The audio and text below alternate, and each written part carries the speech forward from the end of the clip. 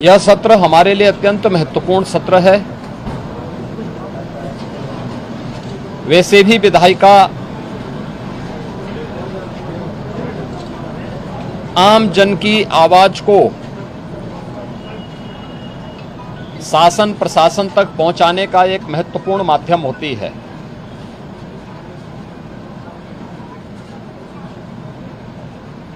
गरीब, किसान, युवा और महिला, इनसे जुड़े हुए मुद्दों पर चर्चा करने, समीक्षा करने और उसे परिणाम तक पहुंचाने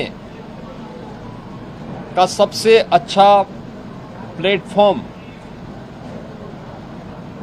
संसदीय प्रणाली में कोई है तो वह विधायिका होती है।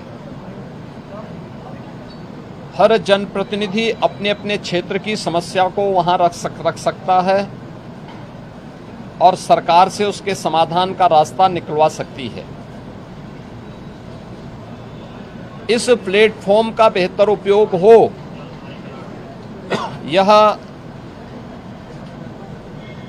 बीजेपी के नेतृत्व में चलने वाली एनडीए सरकार की सदैव से प्राथमिकता रही है और डबल इंजन की सरकार इसके लिए पूरी प्रतिबद्धता के साथ कार्य भी कर रही है। पिछले 9 वर्षों में इसी संवाद से जनप्रतिनिधियों के द्वारा उठाए गए मुद्दों की समीक्षा करने के उपरांत बनी हुई योजनाओं के माध्यम से ही हम प्रदेश में कुछ बेहतर करने का प्रयास कर पाए हैं। उत्तर प्रदेश के परसेप्शन को बदलने में, आमूलचूल परिवर्तन करने में हमें सफलता प्राप्त हुई है। उत्तर प्रदेश को देश के बीमारू राज्यों से उभार करके एक रेवेन्यू सरप्लस और इकोनॉमी का ब्रेक थ्रू स्टेट के रूप में प्रस्तुत करने का भी एक अवसर प्राप्त हुआ है।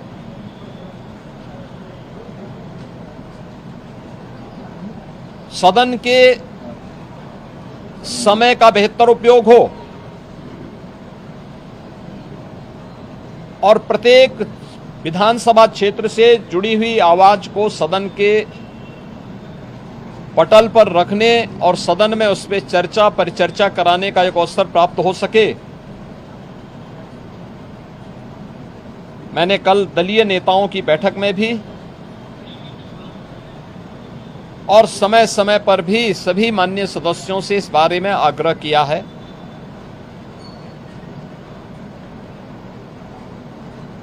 अच्छा होता कि इन मुद्दों पर चर्चा करने की बजाय युवाओं के कल्याण के लिए क्या 9 वर्षों में हुआ है और वर्तमान में क्या कुछ करने जा रही है सरकार। आधी आबादी महिलाओं के सुरक्षा, उनके स्वावलंबन और उनके सम्मान के लिए क्या 9 वर्ष में किया है और आगे क्या करने जा रही है। अन्नदाता किसानों के जीवन में परिवर्तन लाने और उनके चेहरे पर खुशहाली लाने के लिए क्या कदम उठाए गए हैं। इन सभी मुद्दों को लेने के साथ ही गरीबों के कल्याण के लिए वेलफेयर स्कीम ने, डबल इंजन की सरकार ने पिछले 9 वर्ष के अंदर 6 करोड़ से अधिक गरीबों को गरीबी रेखा से उभार करके एक मध्यम वर्गीय श्रेणी में ला करके उनके जीवन में परिवर्तन लाने का प्रयास किया है। उस परिवर्तन का केंद्र बिंदु हमारी विधायिका है। यहां नीतियां बनती हैं, उससे पहले चर्चा परिचर्चा होती है। सस्टेनेबल डेवलपमेंट गोल्स पे हुई चर्चा भी इन्हीं सब मुद्दों पे, शिक्षा के लिए, स्वास्थ्य के लिए, गरीबी उन्मूलन के लिए, अन्नदाता किसानों के लिए, निवेश के लिए, रोजगार के लिए, इन सभी पे चर्चा करने का एक सशक्त माध्यम बना था। वर्तमान में यह महीना हमारे लिए बहुत महत्वपूर्ण होता है। खेती किसानी की दृष्टि से किसानों के लिए, स्कूल कॉलेजेस में एडमिशन की दृष्टि से छात्रों और युवाओं के लिए, और अपनी धार्मिक यात्रा के लिए सावन के मास में निकलने वाला शिव भक्त कावड़ यात्रियों की दृष्टि से बहुत महत्वपूर्ण होता है। मैं इन सभी समुदायों का, अपने युवा ऊर्जा के प्रतीक छात्रों और युवाओं का जिन्होंने प्रवेश लिया है या जो नए रोजगार के लिए आगे बढ़ रहे हैं, उन सभी प्रतिभाशाली युवाओं का हृदय से अभिनंदन करता हूं, उनके लिए अपनी शुभकामनाएं व्यक्त करता हूं। अन्नदाता किसान उत्तर प्रदेश का बहुत परिश्रमी है। हमारा अन्नदाता किसान जब दिन रात मेहनत करता है, परिश्रम करता है, तब यूपी के इस धरती से सोना उगलवाने का वो काम करता है। आज हमारा अन्नदाता किसान भारत की कुल कृषि योग्य भूमि में 11% भूमि में 21 से 22% खाद्यान्न का उत्पादन कर रहा है। एक बेहतरीन उपलब्धि है। उसके जीवन में व्यापक परिवर्तन हुआ है। प्रधानमंत्री जी के विजन के अनुरूप दोगुने से अधिक आय हमारे अन्नदाता किसानों की हुई है। किसानों से जुड़े हुए अन्य कौन से मुद्दे हो सकते हैं जो उनके जीवन में और खुशहाली ला सके, इस विषय को लेकर के अभी तक हमारे अन्नदाता किसानों ने जो परिवर्तन लाया है, जो रिफॉर्म किया है, मैं इसके लिए उन सभी अन्नदाता किसानों का भी हृदय से अभिनंदन करता हूं। उत्तर प्रदेश के अंदर आधी आबादी के जीवन में व्यापक परिवर्तन हुआ है। 12% जो महिला श्रम बल था पहले 17 में, आज वो बढ़कर के 37-38% से अधिक हो चुका है।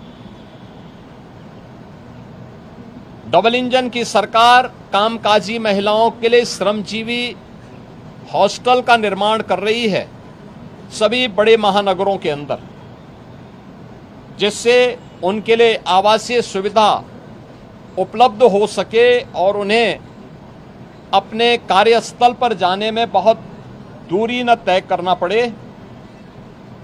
इन सभी कार्यों के लिए भी और मिशन शक्ति के अंतर्गत भी महिला सुरक्षा, महिला स्वावलंबन और महिला सम्मान की दृष्टि से सरकार ने अनेक कदम उठाए हैं।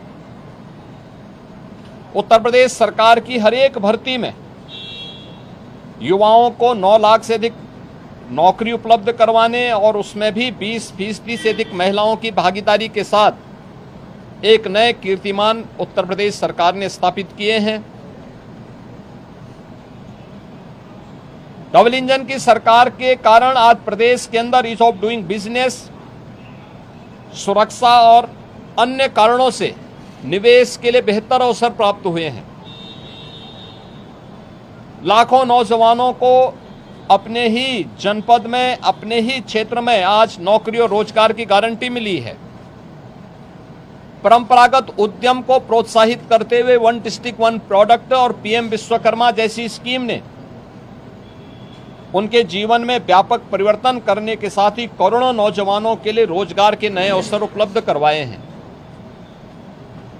जो भी नौजवान इनके माध्यम से प्रदेश की अर्थव्यवस्था को मजबूती प्रदान कर रहा है, उन सब का भी मैं हृदय से अभिनंदन करता हूं, उनको बधाई देता हूं।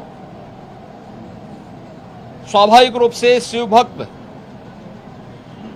पूरे प्रदेश के अंदर, पूरे देश के अंदर हर हर बम बम के उत्साहपूर्ण माहौल में अपनी शिव भक्ति को इस माह में निवेदित कर रहे हैं। आज सोमवार का दिन भी है। अभी से करोड़ों की संख्या में शिव भक्त कावड़ यात्री के रूप में पश्चिमी उत्तर प्रदेश में हरिद्वार के पावन धाम में हर जी की पेड़ी में गंगा जल लेने के लिए प्रस्थान कर चुके हैं।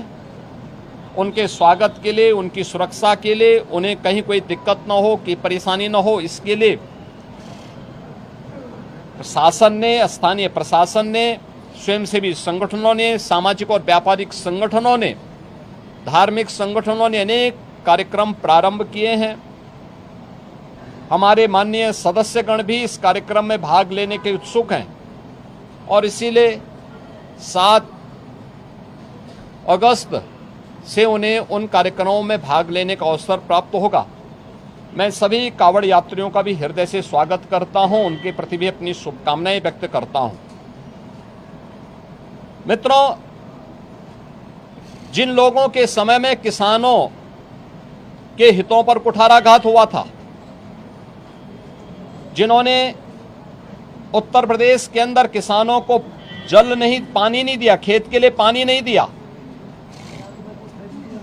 जिन्होंने अन्नदाता किसानों के हक पर बिचौलियों का वर्चस्व स्थापित करवाया, जिन्होंने उत्तर प्रदेश के अन्नदाता किसानों को असुरक्षित करते हुए उनके जीवन में बदहाली लाने का पाप किया था। 2007 से 2017 के बीच में 29 चीनी मिलें बंद हुई थी, 21 चीनी मिलें औने पौने दाम पे बेच दी गई थी। आज उनका दोहरा चरित्र देखिए, वे आज किसान की बात कह करके उनके जले पर नमक छिड़कने का काम कर रहे हैं, जबकि प्रधानमंत्री मोदी जी के नेतृत्व में अन्नदाता किसानों के लिए प्रधानमंत्री फसल बीमा योजना, प्रधानमंत्री कृषि सिंचाई की योजना, जिसके माध्यम से 24 लाख हेक्टेयर लैंड में अतिरिक्त सिंचाई की सुविधा हमने यूपी में दी है। ये परिवर्तन देखने को मिला है, ये हुआ है। अन्नदाता किसान आज 1 नहीं, 2 नहीं, 3-3, 4-4 फसल प्रदेश के अंदर लेने का कार्य कर रहा है। पैक हाउसेज के माध्यम से यहाँ से औद्यानिक फसलों का एक्सपोर्ट हो रहा है, विभिन्न देशों में हो रहा है। 3,23,000 करोड़ रुपए से अधिक का गन्ना मूल्य का भुगतान हुआ है और 122 चीनी मिलों में से 105 से अधिक चीनी मिलें ऐसी हैं जो चौथे 5वें दिन गन्ना मूल्य का भुगतान गन्ना किसानों के खाते में कर रही है, जबकि समाजवादी पार्टी के समय में 10 वर्ष का गन्ना मूल्य का बकाया बाकी था और ये लोग किसानों के साथ किसी प्रकार से उनके हितों को संरक्षण देने की बजाय उन्हें आत्महत्या और पलायन करने के लिए मजबूर करते थे। उनके ट्यूबवेल सुरक्षित नहीं थे। आज 16 लाख ट्यूबवेल में फ्री में बिजली उपलब्ध करवाने का काम ये डबल इंजन की सरकार करा रही है। आश्चर्य होता है, वे किसानों के मुद्दे की बात कर रहे हैं। देश में पोर्टल की समस्या आई थी, लेकिन आज खाद की उपलब्धता हर एक जगह सुनिश्चित करवाने के लिए विभाग को पूरी शक्ति के साथ कहा गया है और मैं सभी अन्नदाता किसानों के लिए से इस बात के लिए आश्वस्त करता हूं कि डबल इंजन सरकार है, किसान उसकी प्राथमिकता में है, युवा उसकी प्राथमिकता में है। अयोध्या के मुद्दे को वे लोग उठा रहे हैं जिन्होंने राम भक्तों पर गोलियां चलाई थी, जो जय श्री राम बोलने पर लाठी गोली चलाते थे, जिन्होंने श्री राम मंदिर के निर्माण में वकीलों की अपनी फौज न्यायालय में खड़ी करके इस पूरे कार्यक्रम को बाधित करने का प्रयास किया था। और राम मंदिर में चंदा चोरी की बात वे लोग करते हैं जिन लोगों के जेब से एक पैसा भी राम मंदिर निर्माण के लिए नहीं निकला है। इनके दोहरे चरित्र को देश देख रही है, दुनिया देख रही है। मैं आज के इस अवसर पर सभी माननीय जनप्रतिनिधियों से इस बारे में कहूंगा कि वे सदन में एक स्वस्थ चर्चा परिचर्चा को बनाए रखने के लिए कार्य करें। हमारे सभी सरकारी कर्मचारियों ने, आउटसोर्स से जुड़े हुए, संविदा से जुड़े हुए कार्मिकों ने पिछले 9 वर्ष में मेहनत की पराकाष्ठा करते हुए जो मेहनत की है, उनके वेलफेयर के लिए भी सरकार पूरी प्रतिबद्धता के साथ कार्य कर रही है। हमने शिक्षा मित्रों को, अनुदेशकों को, बेसिक, माध्यमिक और उच्च शिक्षा के सभी शिक्षकों को हमने कैशलेस की सुविधा के साथ साथ शिक्षा मित्र और निदेशकों के मानदेय को भी बढ़ाया है और अभी उन सभी तबके के लिए भी सरकार कार्य कर रही है। चाहे आउटसोर्स कमीशन को तत्काल लागू करने की कार्रवाई मेरा मानना है कि अगले एक डेढ़ सप्ताह के अंदर हम उसको लागू करके न्यूनतम मानदेय उनका सुनिश्चित करने जा रहे हैं। इस सरकार की प्रतिबद्धता का हिस्सा है। आंगनबाड़ी, आशा वर्कर, रसोइया, ग्राम चौकीदार, इन सभी के लिए भी सरकार ने उनके एक हैंडसम मानदेय उनको प्राप्त हो और उनकी सेवाएं इसी प्रकार से प्रदेश के हित को संवर्धित करने के लिए कार्य करेगी। इसके लिए हम लोगों ने सप्लीमेंट्री बजट का सहारा लिया है और मैं विश्वास करता हूं कि प्रदेश के हित के लिए 25 करोड़ जनता के वेलफेयर के लिए, उनके विकास के लिए विधानमंडल की इस कार्रवाई को शांतिपूर्ण ढंग से चलाने के लिए हमारे विपक्षी साथी नकारात्मकता की राजनीति को छोड़ करके एक सकारात्मक राजनीति को आगे बढ़ा करके उत्तर प्रदेश के इस बदले हुए परसेप्शन को प्रदेश के विकास के लिए और प्रदेश की समृद्धि में अपना योगदान देंगे। मैं एक बार फिर से सभी माननीय सदस्यों का स्वागत करता हूं। आप सभी मीडिया के प्रतिनिधियों का भी मैं स्वागत करता हूं जो विधानसभा की कार्रवाई को यहां पे कवरेज करने के लिए उपस्थित हुए हैं। बहुत बहुत धन्यवाद जी।